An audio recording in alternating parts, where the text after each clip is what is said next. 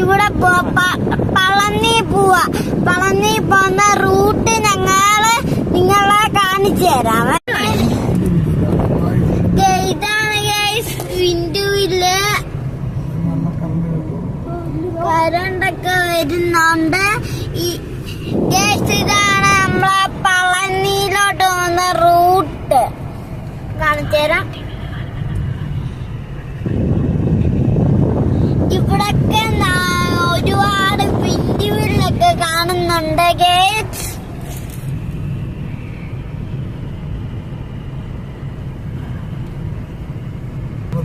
guys നമ്മള് വിൻഡോയിലിന്റെ അടുത്ത് വന്ന്